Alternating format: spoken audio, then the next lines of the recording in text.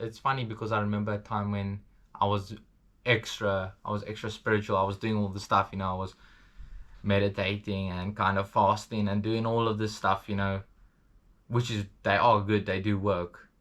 And I remember that people would think I was strange. I would be talking about certain concepts of energy and stuff, and not just, oh, I can feel energy. I'm talking about energy as in that energy is in cycles, and energy is transferred, and you can channel certain energy. So when I was talking about these things, it was like I was like a weirdo, and people would see it as such. I've experienced that, I won't particularly name a name, but a certain person, I could see it in their eyes that they thought I was a complete weirdo for talking about these things. So particularly when you do share these things, when you do share your experience, you ideally aiming for the person who can resonate with it, right? So on the internet, that is probably easier, as in talking to someone in real life. So I would say be very wary of who you share certain things with in real life, because you don't want to be the guy that is going to be looked, that you're going to be the weirdo. You don't want to be that guy. I've been that guy before. It sucks. It ruins your reputation. There is basically, no matter what you do, it's so hard to come back from that and re-establish yourself in a certain environment, where there's a work environment. And it happened in my work environment where I was seen as that guy, and it's hard to re-establish yourself and evolve and change.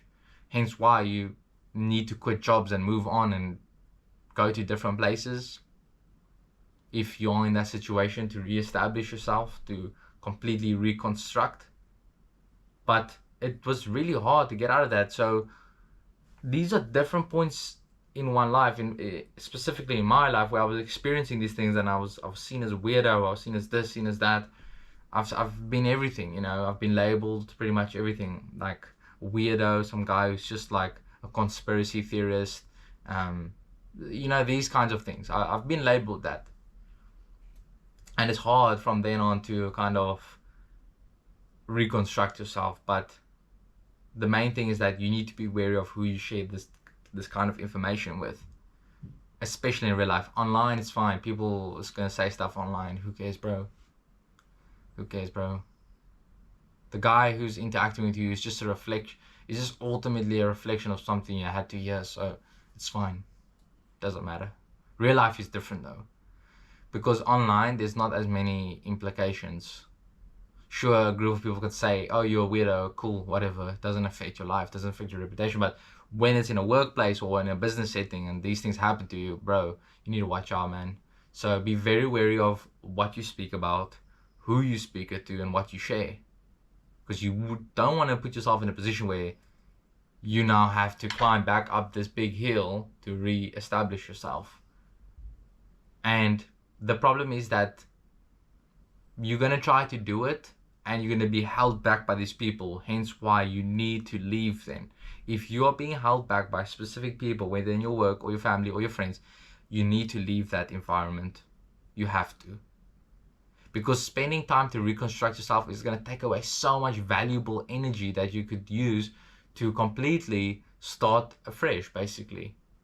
Not that you did anything wrong, but you need to be surrounded, because those people will project these certain ideas of you onto you constantly and remind you of who you once were when you want to change.